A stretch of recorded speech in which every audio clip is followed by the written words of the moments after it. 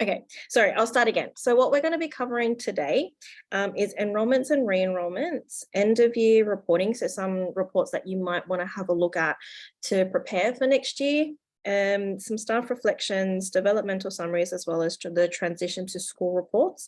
Term 4 events, so preparing for either the end of year events that you may have, as well as next year's 2023 events as well, and then reviewing documents such as policies and procedures. So if there's something that's not on the list that you might want to ask at the end, just put it into the chat as well, and I can answer them as we go. If I am speaking a bit fast, let me know. I'll be monitoring the chat and answering those questions as we go along. So the first thing is we've got enrollments and re-enrollments. So we might start off with the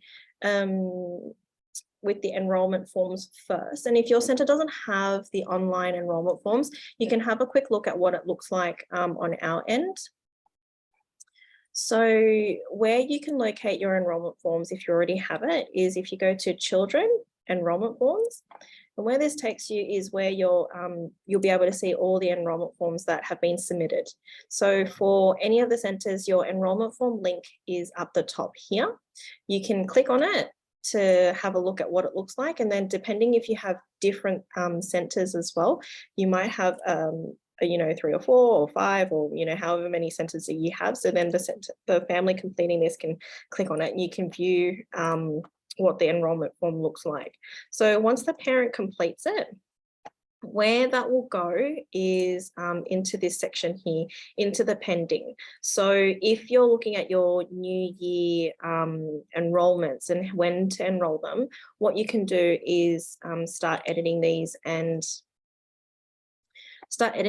having a look. So what you would do is go, okay, yep, look, I've got 5 enrollments here, they've got all the information. If you need to, you can have a look at what needs to be updated. So, there's 2 enrollments here that don't have birth certificate and immunisation. So you might want to chase them up. Otherwise, if they send it to you separately, you can edit it. So always click on the blue pencil icon. It's best to review all the information that's all here as well. So if you go through, you can have a quick look at all the sections that they've completed. Otherwise, you can collapse them. Can you collapse them? No. You can go through and have a quick look and everything. And if I can get to the bottom, you can update and drop these files in if they've sent it to you via email, and then pressing update.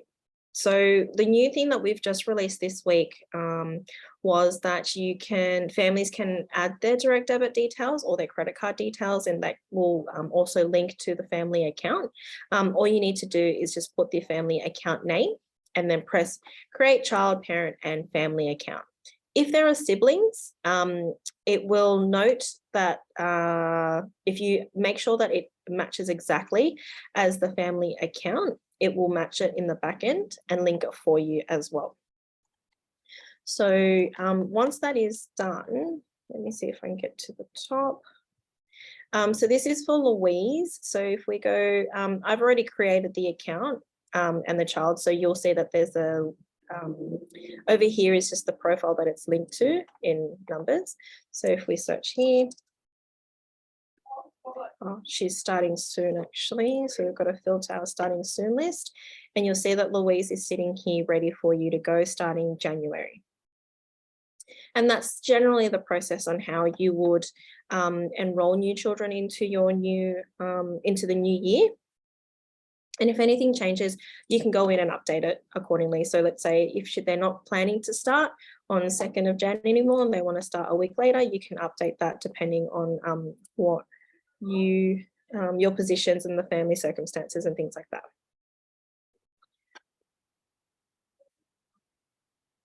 So if they've already updated they've submitted the enrollment form before the update, the best way is that for the parents, when they have access to the app, they would complete the direct debit form online. So this is the parent app that I've got here, and this is the staff app. So if as a parent, so this is Louise is on here for the parent, so they would go into statements in invoices section, and there's a DDR form here. We do have a guide that you can, if you don't know where the guide is, so once they, sorry, I'm skipping through. So if you do DDR form here, they'll be able to complete it on this side. So it's basically the same thing, and they can go from there. If you need the guide to send to families, it's in app extras, and it's just here. It's called the parent app cheat sheet. And that would be a manual process, but moving forward from this week onwards, they should be able to do it on the enrollment form.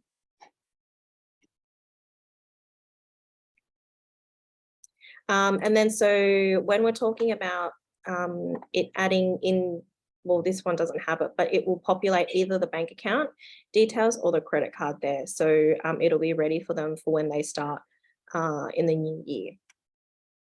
Hope that answers your question, Janine. So does anyone have any questions about the enrollment form before we move on to the re-enrollment? Because that one has a few things here and there that we would have to turn on and turn off and things.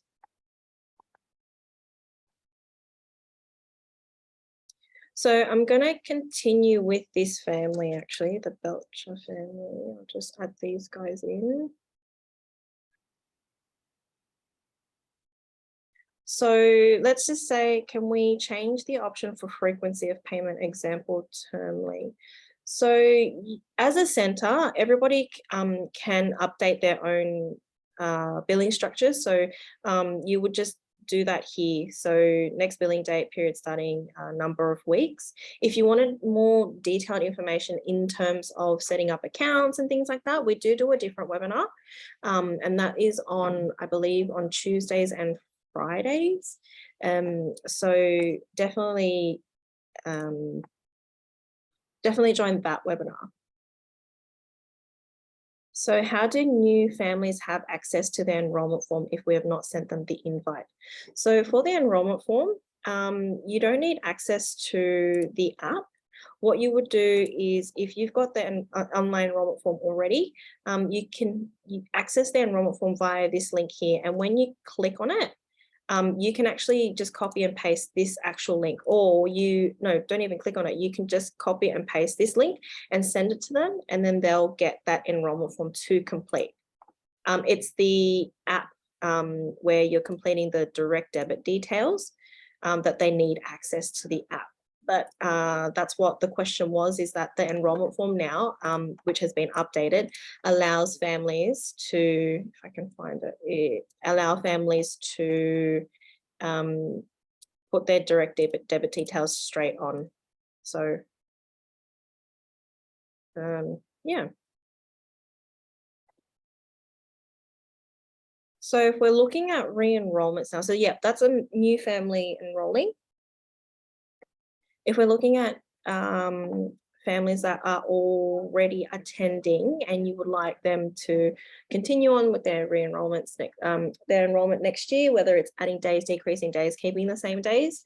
So you would have to turn on the re-enrollment for parents on the app.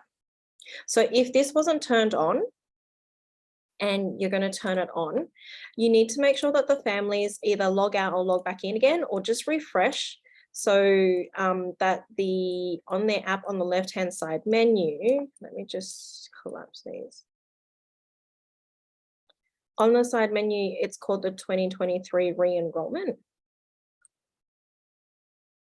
So you would, families would complete this on this side.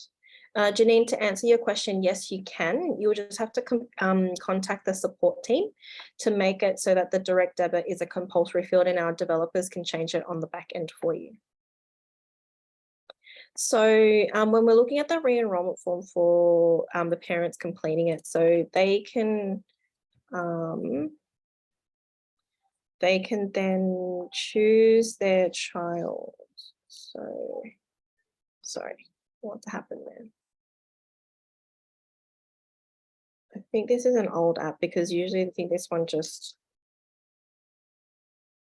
updates by itself. So I can put in a date. I might just do. So I require care for 2023. So this is me completing it. And we're going to do maybe before and after school care or a long day care, depending on what your sessions are. And that will just send that over to us on the back end. Right, so then that's been, the family's completed that. You'll also receive a email to let you know that it's been completed. And if we refresh this page, we've got one here. So that one's come through. And this is where you can review it. The green means that it's been completed and you've offered the position or confirmed the position for next year. Sorry, so what you can do is, yep, these are the ones that need to be actioned. So what you can do is press on edit. At the top here will show you the child's current rooms and days. So if a parent does complete the form and requires different days, depending, so if they've only had one day and they're requesting extra days, you can make that judgment and say, yes, we have those those days that are available for your child attend, so we can confirm that. If not, then it would just require you to go, okay, depending on what their attendances were before, say, you know, there were, say the 5 days and now they're going to 1, you can then confirm that for you if for the family if you need. So you don't have to agree to what they've put in the form, because we do get a few of those questions like, you know, how will we know, because all the families are just adding days and things like that. It is up to the centre's discretion to approve those changes or those requests that the families send through. So if we've got here days and sessions required, you just populate the room. So let's just say this is for next year. So we're still going to do before school and before school if they need both. And then you just fill in the session times and things like that. And what they will do, they require care, you want to start it from, and if we're thinking about moving forward, we would do it for January 2nd. There's no finish date at the moment, and it's for the re-enrollment year of 2023. So if you have they're attending a private school, so this child's already in, if they would be doing before and after school care, and you might go, you know, dropping days and you know, something like that if you wanted to, and update re-enrollment. So the other thing is that you can enter the text for confirmation email sent to the family.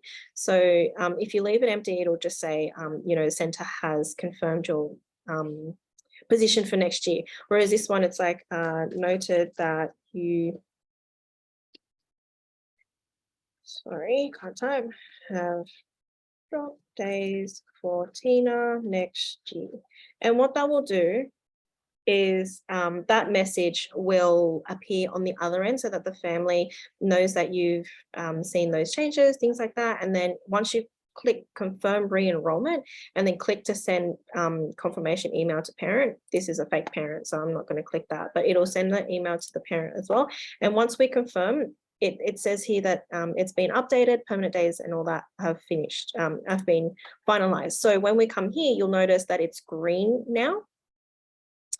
And that means that you don't have to worry about that, and that's all confirmed. So if we go into Tina's profile,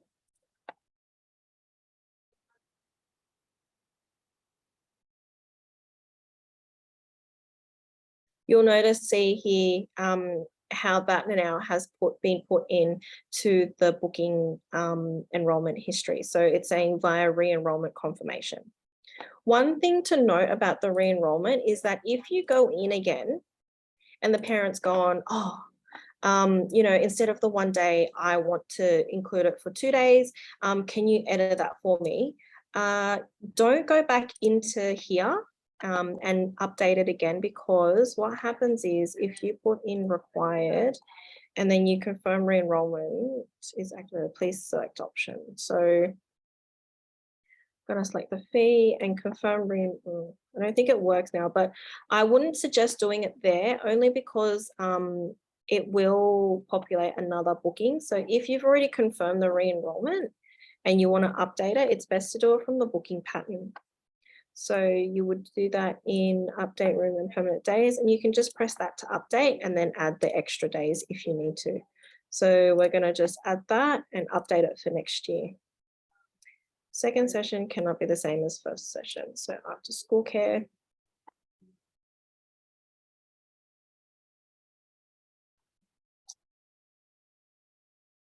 Okay, so what's happening? I haven't selected the sessions.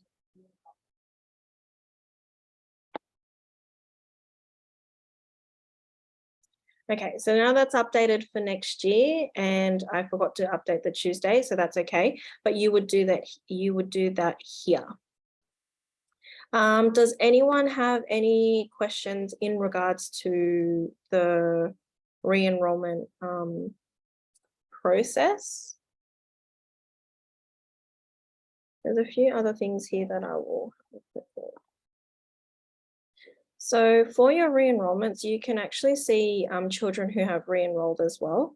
So if you get the report, you'll notice it'll have a little bit of a, the tick and cross for anyone who hasn't completed. So if you're missing some children, you'll be able to tell a lot easier and then chase those families up if they haven't returned the form. And then you can also do for, sort different things. And also in here, when you create the re-enrollment, you can do welcome families, any of the information that you'd like to put there. So where that comes up is at the top here. So you can add extra information in there if you'd like. And for those centres that do not allow re-enrollment for January. So some centres offer care, some centres don't. So if you tick that, what happens is, I don't think they'd have to, gotta refresh the app. It will remove this, but I do think it needs to log out and log back in again. So let me just.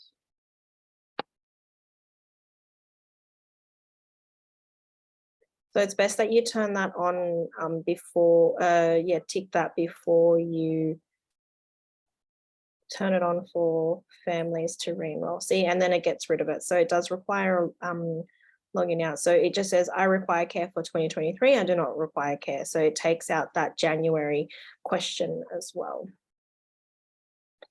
I've got a question here from Diana. Hi, if an enrollment form is created for a sibling, is there a way you can link this new child to an existing family account?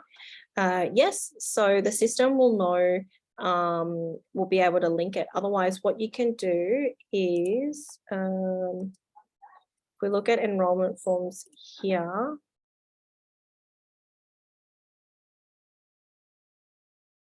so in this section, not that section, sorry. In this section where the family has completed the form and when you're updating and creating the profile, it asks you the family account name. So as long as the account names match, then it'll link it on the back end for you. And that's it for that one. Does anyone have any questions for the re-enrollment before we move on to the end of year reporting?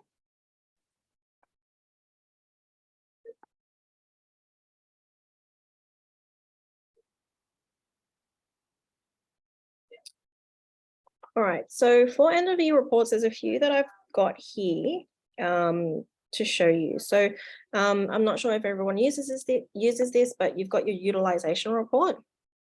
This is really good for your predicting whether you've got enough spots for the new year and things like that. So it's really important to note that OWNA automatically loads about 30 days of attendances. So if you would like to see the attendances for over 30 days, it's best to run your weekly attendances report manually. So what I mean by that is if you go to reports weekly attendances, right, which I've opened up in here, the 30 days, you would go over to 30 days. So I say about 4 weeks or so. And what you would do is just select the date that you wanted to have a look at and then press get report. And that's what I mean by running your attendances so that they come to the forefront of the system. Hi, Meg. Yes, you are in the correct place, but today's webinar is about end of year preparation or how to get ready for term 4.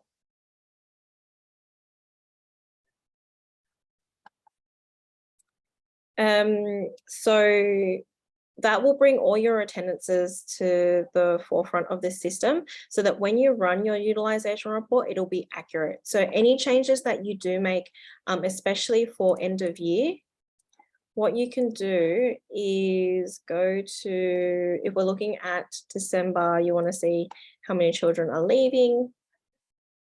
You would run that and then you would go pick the 2nd of Jan, get report.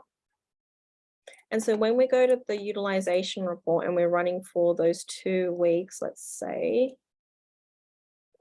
actually, get report, it'll have the information for you. Whereas if I was to run it, let's just say for a couple of extra weeks, it will look like it's got the information, but you don't know exactly if it's accurate. So best to, especially when you're adding bookings in, removing bookings, children are leaving, they're starting, all that kind of stuff, best to just go select your date and then get report. So that was the week of the 9th. So if we have a look, see how here, there's no information here. Whereas when I've just run that one for the 9th, it's populated now.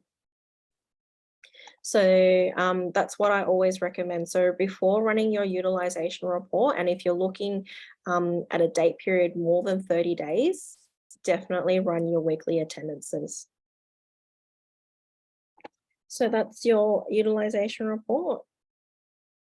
There's also different ways that you can view the utilization report. Will anyone, if you do, you can do it month, week, day, or days and sessions. So that might be for, you know, the number of hours that children attend during, you know, the term, things like that. So the other thing that we are going to look at is the upcoming enrollment changes.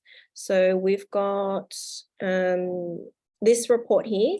So this one's really good if you have children who are starting or ending or transitioning rooms. You can run and select the date, but at the moment you can see here most of them are for the new year. So if you wanted to run the report for December, get report, it'll just show those children who have changes in December. So that includes children who are ending as well.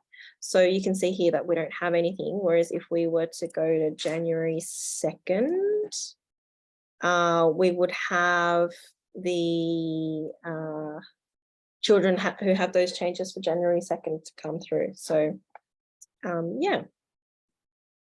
We also have, which is a good one as well, is enrollment forecast. So especially for, if we're talking about Linda, who we just enrolled and is a new enrollment, we can have a look at January 2nd to get the report, and this will show you all the new enrollments that you have. So if you wanted to, this is a really good report for any new children at the beginning of the year for your different rooms. You can print this off and let this your educators and your team know that these are the children that are starting. So this one would be the butterfly room. So yeah, you can filter just the butterfly room. Either they can have a look at this report, or you can print it out if you wanted to, or even a digital copy if you wanted to save paper and things like that. So then they know, okay, yeah, this child is for this, they're starting at this time, these are how many days, and just so that the team are expecting them as well. So you would have a lot more children here if you had that. So can staff access the report? Only admin. So it is only admin staff, because anything in the report section is admin. So you would have to give them access, or as I mentioned, print it out or something like that. So in the upcoming enrollment change, does it show children that are leaving? So let me have a quick look. That's a good question. So what we can do is maybe update a child. So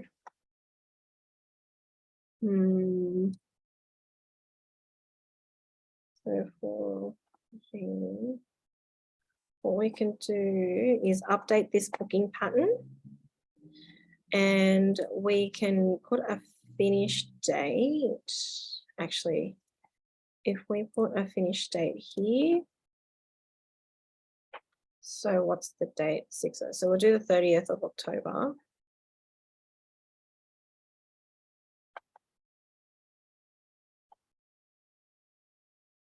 So it must not, although, let me just run that report there. Yeah, I'd have to probably speak to the team because that would be a good addition to that, unless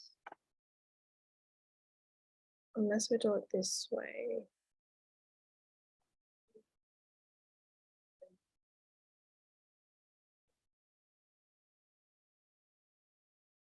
I'm just going to test something.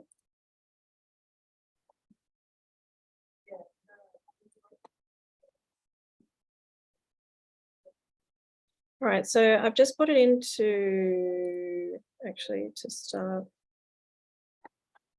to end on October 30. And if we go back to the reports,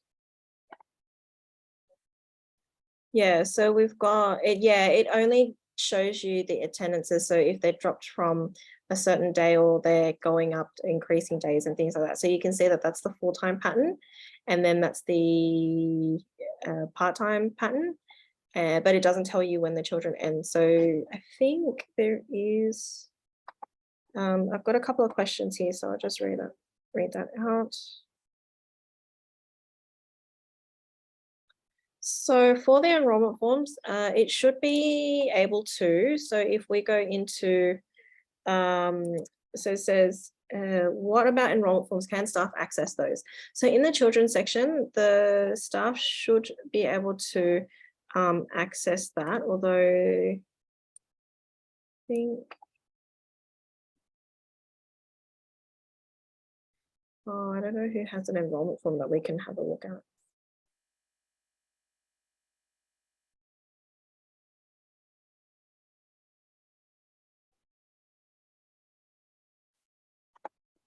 Yeah, I'd have to actually have a look at that one. I'll actually come back to it. In the enrollment forecast, will that show when children move up to the next room based on their birthday? No, this one won't show them unless you have updated the booking pattern on their birthday or around their birthday to go up from then that won't show. So these are only if on the actual profile itself, if you have booking patterns that are changing in the near future. It won't show you their expected move, if that makes sense, because the system's relying on data that we're putting in, not predicting what's going to happen. So yeah.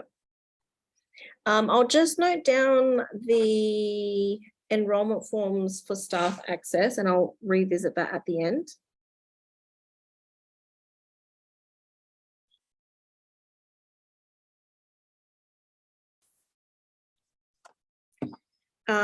And does anyone have any questions before we move on to, because those are the reports that I have. So it was the utilization, the upcoming enrollment changes, and the enrollment forecast. Because then we'll move along to, what's on my agenda? Staff reflections. I'll just wait a couple of moments.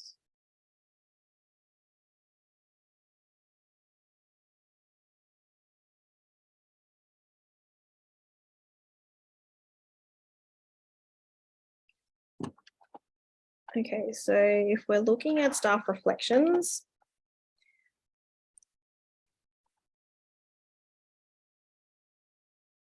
Oh, yes. How can we see children enrollment forms? Are these linked to their account? Yes, they are. So if you've created a child from their enrollment form, when you go to their profile, it's linked. And if you go here into their profile, it's linked just here.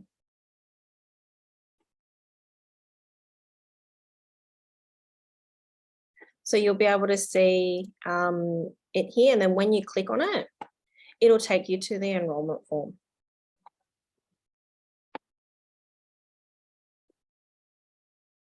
All right, so if we're moving to staff reflections. So I prepared a couple just to be able to show you. It's at the top here. So staff members can create these on the portal. It's probably a little bit easier, although you can do it on the app, but it's, why is that not? Staff reflections on here. So you'll be able to see them and you can edit them, but I do feel as a personal one, it's better on the app than it is for the team one, because you'll see in a sec. So for your personal one, you can create one, and then what you can do is either put it in draft if you want to. I did just for the purpose of this training, and then you can add information as well. So if we go update reflection, that's going to take it out of draft, and you can complete your things here. So if you want to start a post or discussion just for yourself as well, or even your manager. So if you type in notes, you'll be able to see this. So here is really important as well. So you select team member. So you've selected yourself. So select team members part of this reflection. If any, note they can also edit and view this. So if you wanted to add in your manager, let's just say who, we can just do app support. So if you wanted to add in your manager, they'll be able to see and edit as well. So you can add a post and add that. So then you've added to this reflection. If you had anything that you wanted to write down or revisit, you can do that. And your manager can also write comments and things like that as well, which is really good. Tiana, what I might do, I've noted that question to answer at the end of the webinar, because I just need to find out whether the children's enrollments can be seen by the staff. Okay, so that one is my personal one. And then if we're looking at the team one, it works basically the same. You would just add multiple people onto it, and again you can collaborate. So discussions between team members, and then when they log in, they'll be able to add their notes and things as well. So it's a really good idea for end of year on what they want to work on next year, if they've moving rooms, to be able to collaborate on those ideas, and some goals, setting goals and things. So yeah, anyone have any questions about the staff reflections? And that's what I mean by it's better for the team reflections on the portal as opposed to on the app, because when they do update it, I think the comments, oh, that's someone. So this only goes,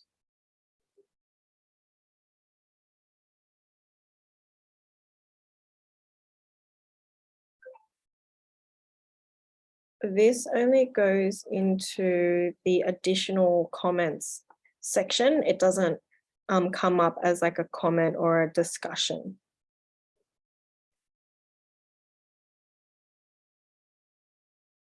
So the staff, you would only see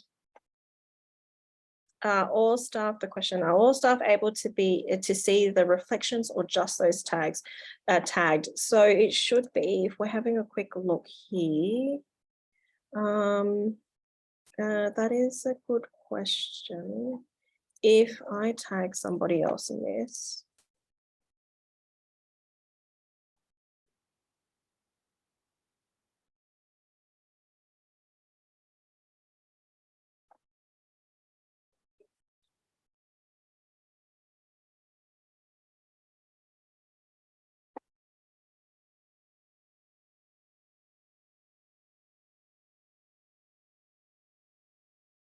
although I tagged somebody in it. So I probably have to log in to see if I can see any other ones. So if you give me one moment, manage stuff.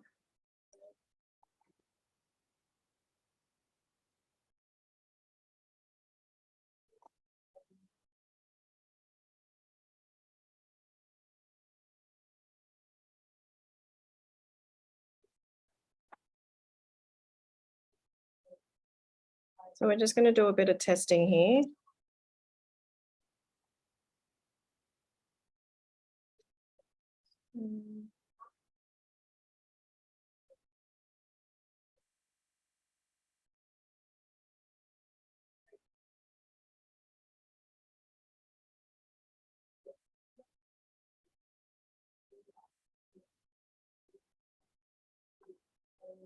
Yep, so that proves that, yeah, you won't be able to see it unless you're tagged in it. So if I go and tag,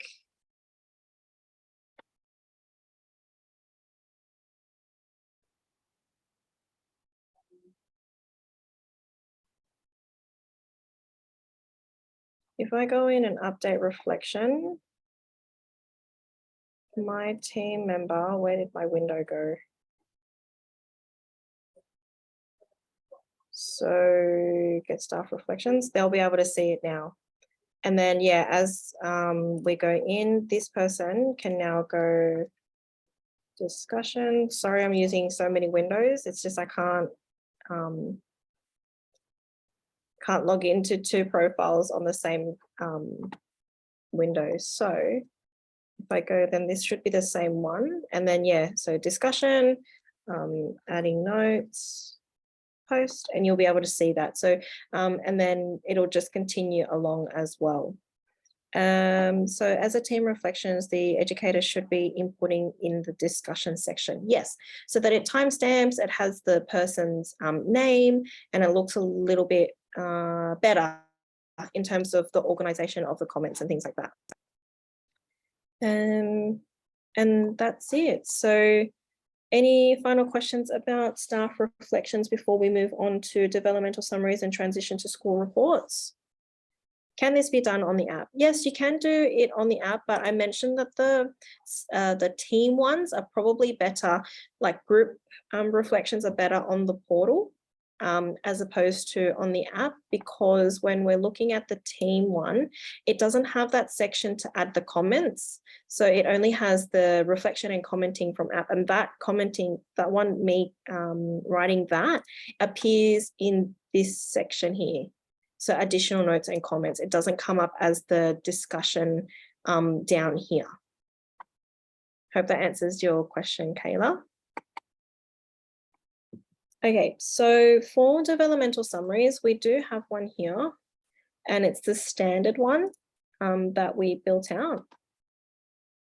So for this, you, again, at the top, if you wanted to create one, you can do one at the top here. And so you can select child. So I usually do,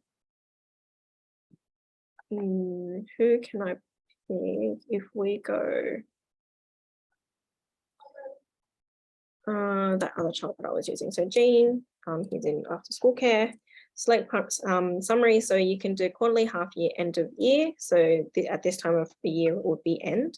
And then you can do like you completed it today, and Miss Jen completed it. You would go through and complete it as you wish. These aren't able to be edited because this is the standard format. I can talk about the custom in a sec once we go through this.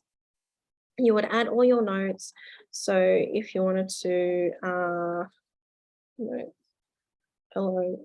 one, do note that whatever you've ticked here, things that you haven't ticked, it won't appear on the other end. So it's okay if you're still working and it's still in progress. And then here's your learning outcomes that you can tag, you can do your images, things like that, and you can add some goals as well. So if we do goals, you can either save as draft or do, you can do, you can save as draft or publish. So once you do that, it'll be available if you go back to the main menu. These are the ones that have been created. So you can see that this one is still in draft, whereas these ones are published and live. So if you go view report, and you can see your progress as well, that you've completed it and things, and some of the goals there. So I have a question here, Jackie. Is this summary report able to be able to do in the iPad staff app, or need to go on portal? So at the moment it is a portal feature, so you will have to go into the portal to complete it. What I'll do is I'll just complete it here. I'll publish it live, and for the parent, they don't get a notification, but it will come into, will be, if you let your families know to keep an eye out or let them know when it's published, you can then, the parents can access it via here. So developmental summary report.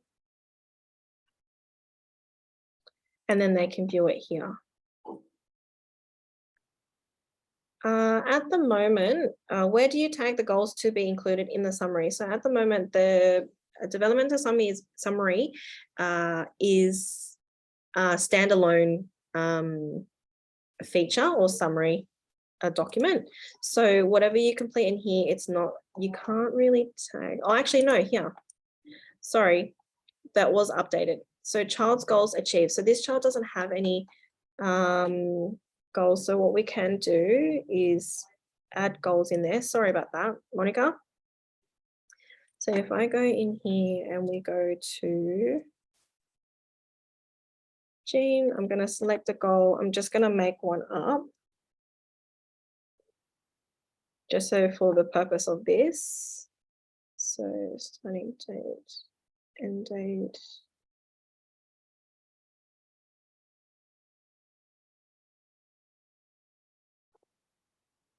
So I'm hoping that when we go here, well, I've completed it now, but that's okay. So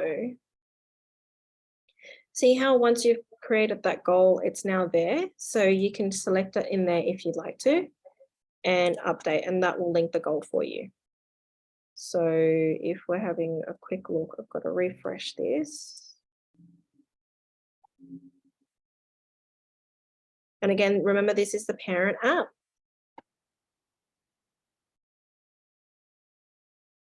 Yep, so then that's all completed and links to goals. So there's a goal there. So there you go.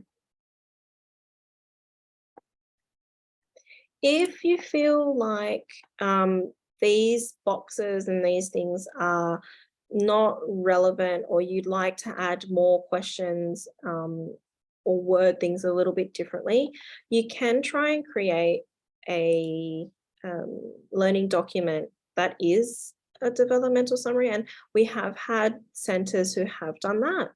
And then, yeah, I won't go into actually building it, because in my programming training sessions, I do go through in depth how to build a learning document. So I think that will be next week, if you wanted to join and see how to create a learning document. But where that will then come across is if you go into children portfolio, you'll see that maybe there's a summative assessment or developmental summary here, and once you complete them, it'll just populate as you go along as well. Otherwise, you can use the developmental summary, and it'll have the quarterly, half yearly, and end of year. You don't have to do it at these periods, but just in case. And yeah, you can go from there. Does anyone have any questions about the developmental summary?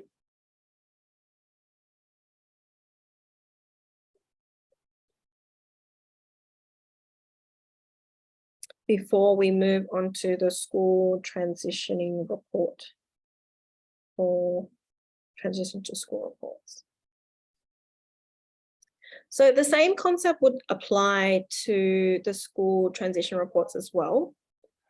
Do we have an end of year checklist? Yeah, we usually have them because we had the half yearly one. I think the team are working on an end of year, but we can have a quick look at that afterwards as well, because I think there might be something on our tutorial or our help center for that. Okay, so for the transition to school reports, it is the same concept where you can build your own as well, because I know the one on OWNA, the one that we've got on our system at the moment, is the New South Wales one. So it was built from the form based on the transition to school statement by the New South Wales government. I am aware that Victoria has an online TLDS. If that's not correct, please let me know. I did do a little bit of research yesterday. So I don't know what that form looks like because I'm a teacher in New South Wales.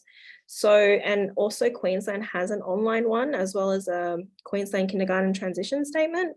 So if you guys have those ones, you can build them. Otherwise, if you send me the template, I can build it as a learning document and then make it available in the template marketplace for everybody to then use if you would like. So if you want to send them through to support, and then I can have the team can let me know, and then we can make it available as a learning document for everybody.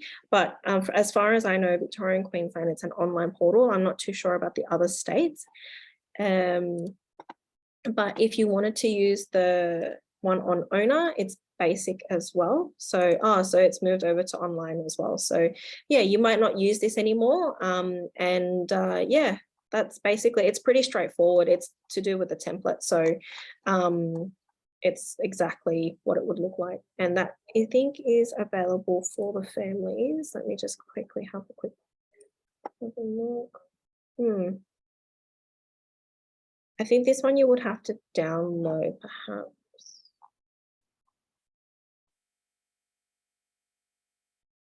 So if I just do this.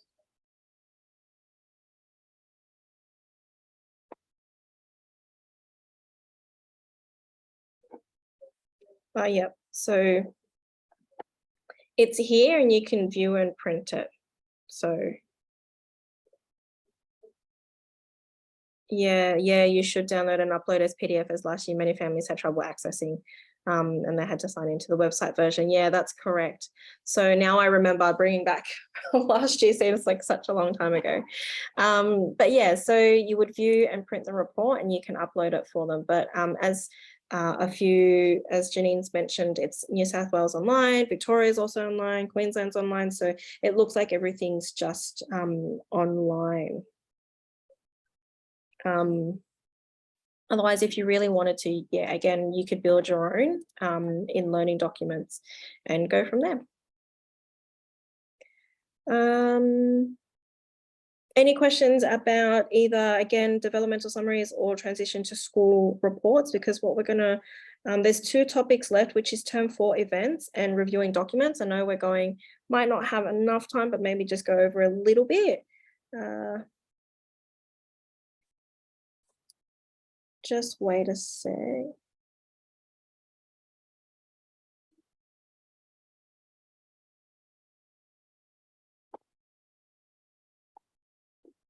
Okay, so for events, you would access it via center and manage events.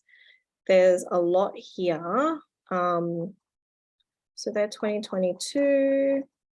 These are also 2022 as well. So usually our team, Jack, he works on the social side of things for us, but he also does a lot of the background work with researching events, planning events, all that kind of stuff. So what Jack will be doing is compiling, he's currently compiling a list of all the events for 2023, similar to all these different events you see here on our portal. So, but for 2023.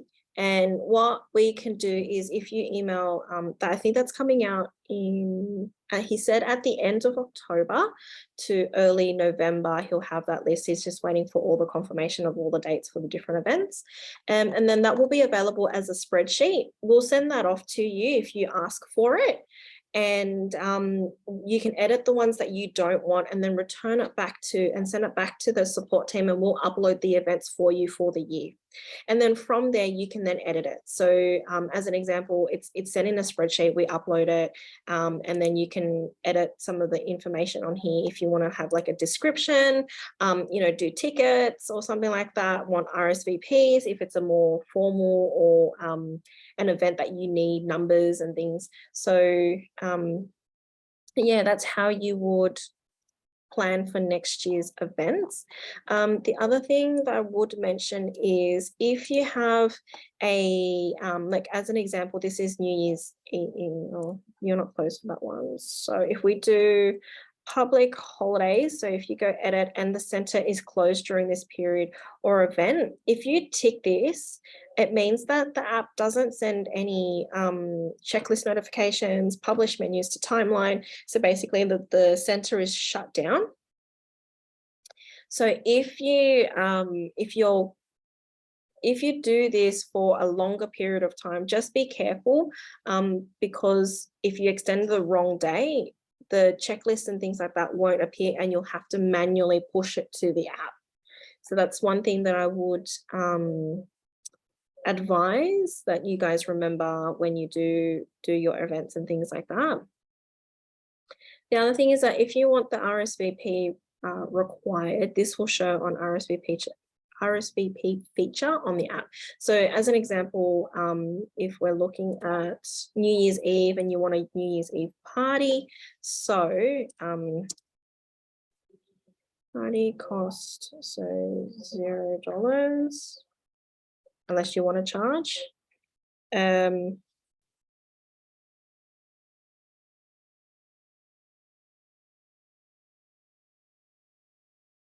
Sorry, so if we're going to click that one, so this will show RSVP. Okay, so if we go onto the app as a parent, refresh that. Okay, so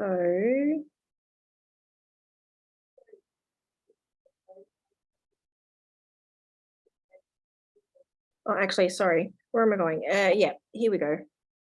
It will appear in the calendar the parents would have to go to, and there's all these events here.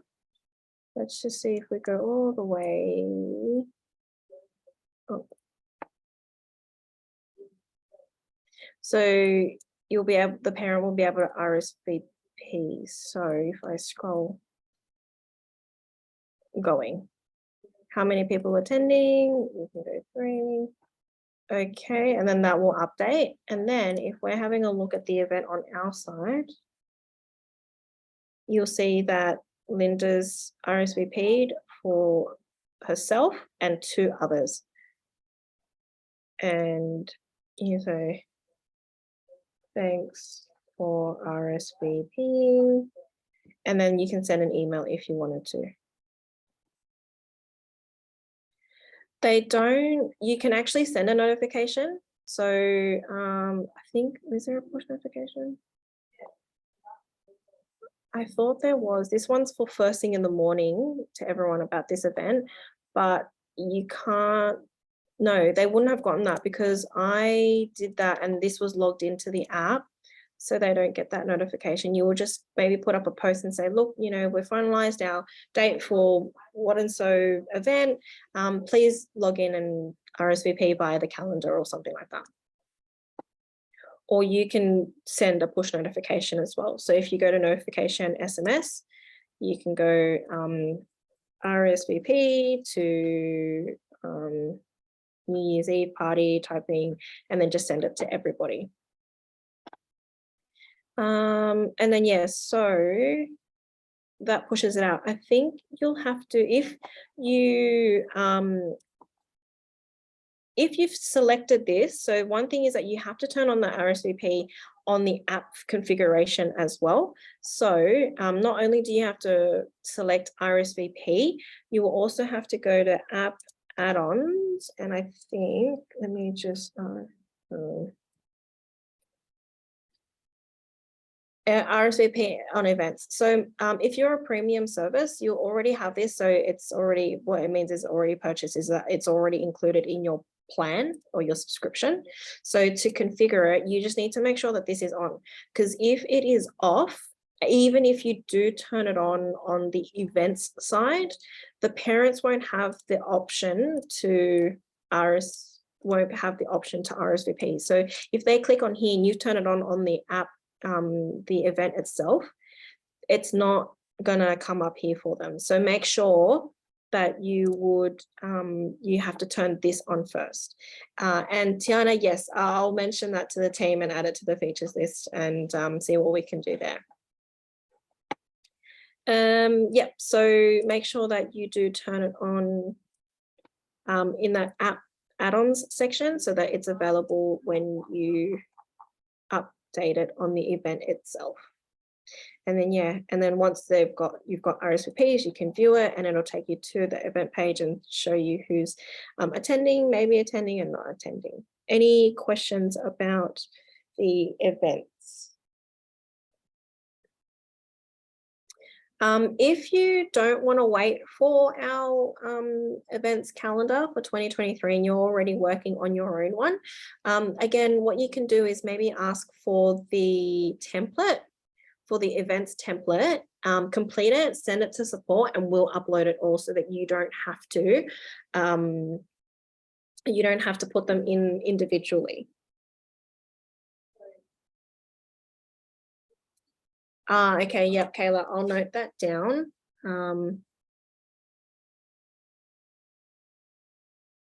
Although if they do want to change their RSVP, you'd want to know that.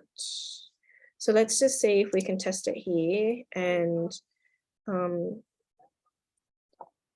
not attending. I have to see whether or not that updates into, yeah, so it changes them over to the RSVP onto this side. So I guess you would want to know if they need to change their RSVP. So maybe I'll just mention if there's anything that they could RSVP, or even just do like a cancellation or something like that, like period. But I can just add that to the features. All right, so again, yep, ask the support team for the not the checklist, the events template spreadsheet, if you would like it. So an email will go out once Jack's finished the events for 2023. So keep an eye on that in the next month or so. And the last, before we're just going to wrap it up with reviewing documents. So that includes, if we're talking about the policies and procedures that you have for your families, which would be in center and useful documents. So you can see here that we've got a whole bunch of center policies that you might be renewing. You might not renew them at the same time each year, but if you do, you can, what we do recommend is if you edit, so you've got so this is a sunscreen application policies, right?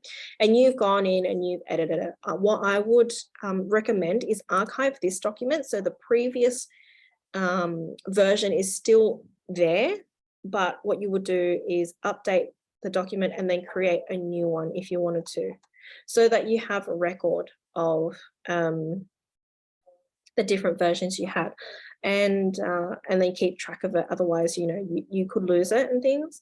The other thing is that, yeah, you can have questions and things if you wanted to, and parents, or I think in this feedback, comments, and acknowledgement. So if we go as a parent,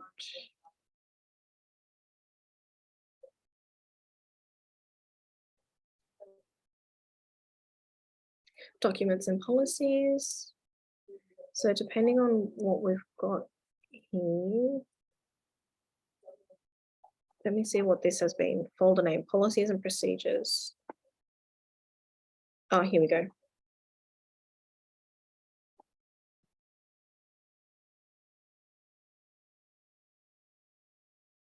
So they'll be able to see this, and if they wanted to, they can acknowledge if they have read it, and then they can put a comment. That shouldn't, the background there shouldn't be there, but that's okay. And then they've submitted their comment, which you'll get here. Great policy.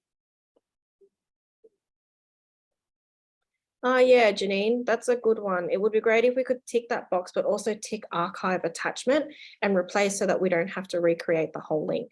I'll note that down as well. So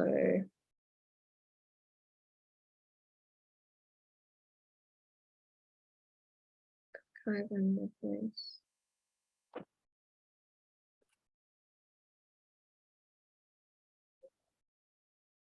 But yeah, so and they're the same. So you've got your center useful documents. So this is for all families to see. If you want it to be an internal document, you need to upload it into all staff documents. So this one is for the staff only, and it's if you don't want the families to be able to see that. So as an example, we'll go into the educator app on this side.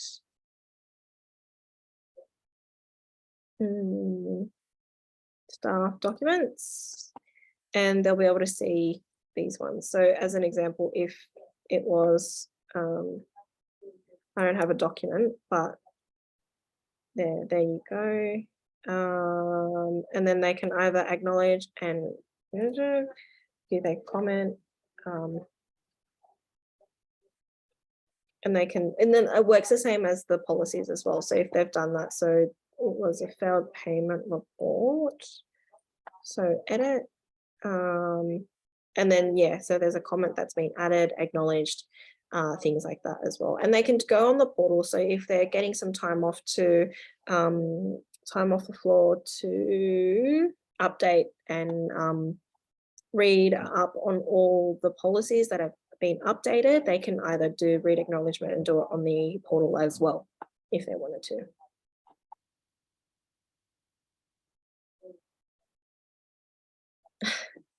No worries, I'll note that one down as well, Janine. So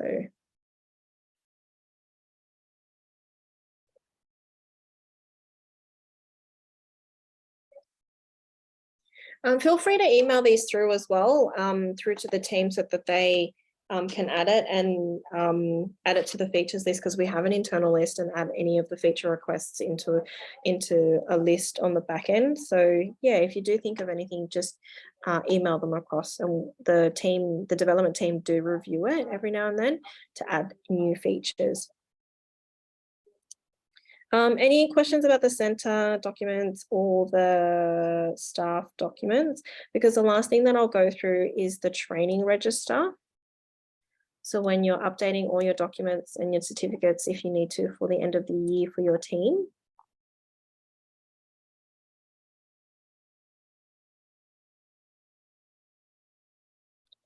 Okay, so this is a training register, and this is where you can update all your team's credentials or certifications, all that kind of stuff. So this is where your staff are at the top here, and these are all the certificates. These aren't able to,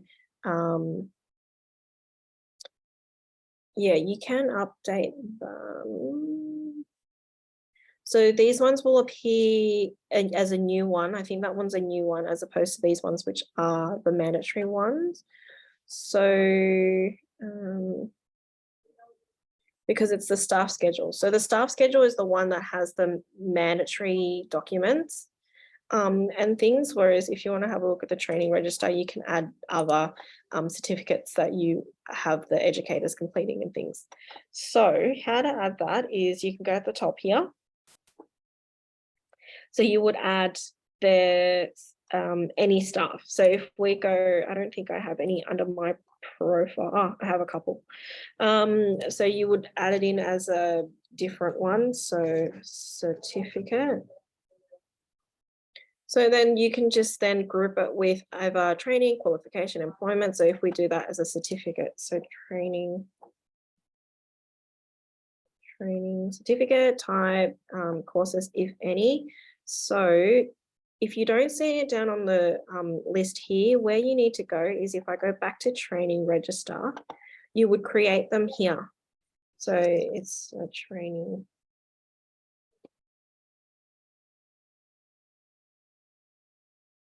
So you can select the importance if you want, but I'm just going to leave that empty, and that will create it on the side here so that when I go back, I've actually got to refresh my page now. So if we go Miss Jen, certificate, start again.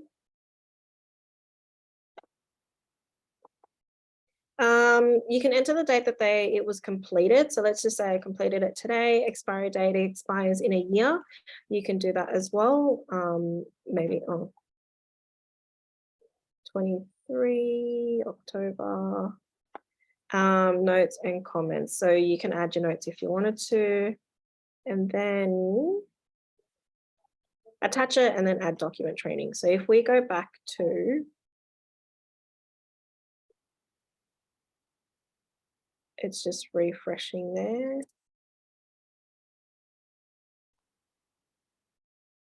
I forgot to add something. Oh, where did it go?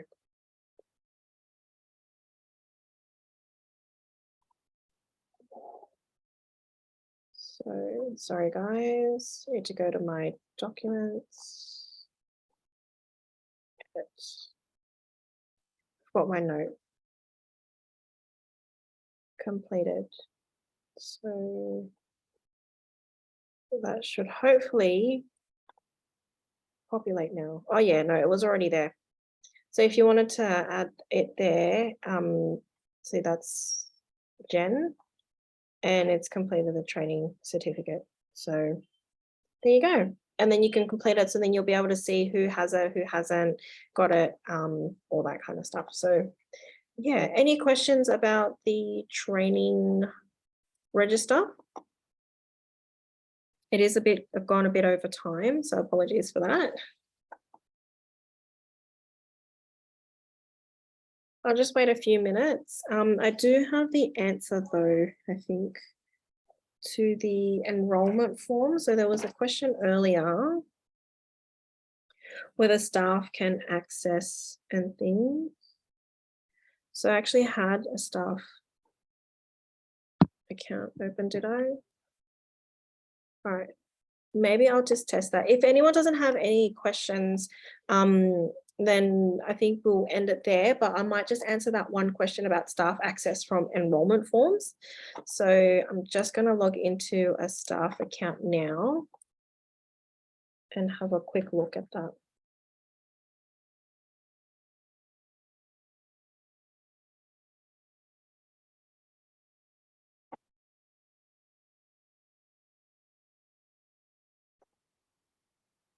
Okay, so it looks like this is a staff account, I think, because it doesn't have the reports section, but the children and enrollment forms, you can see that they've got it here. They can't edit it, so it doesn't look like they can edit it, but they can mark it as completed, I think. So that's it. So you can't actually view it. And if I go into children, and this is on the portal, I'll have a look on the app in a sec. Who was it?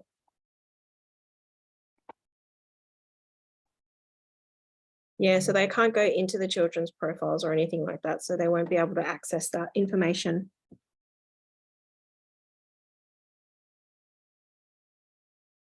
Yep, so only admin can access the enrollment form, and it's not available on the app, which I think is something that is on our list to do anyway and to add. I just don't know when, because I know that it has been a discussion in regards to educators being able to access the information. But if you're looking at information for the children and their contacts, it's all here anyway. And most of the other information like their allergies and that is on their profiles. So if I can find somebody. So yeah, they've got their allergies here. So Most of the other information on the enrollment itself is to do with CCS, all that kind of stuff. So, okay, details about their language, culture, routines is needed. Yeah. I don't really have anything that I can add to that at the moment, but I can note it down and just add it to discussions and things when we have team meetings. And thanks a lot. Follow up on helpful information. Have a great add-on to staff. Yep. Okay, so any last questions anyone has or anything that I haven't gone through, please let me know. Otherwise, I'll wait a couple of minutes and then we can finish up. And thank you for joining, everyone. Really appreciate it. Next week, we've got programming. So if you want to join in for that, I do custom programming as well as learning docs and all that kind of stuff.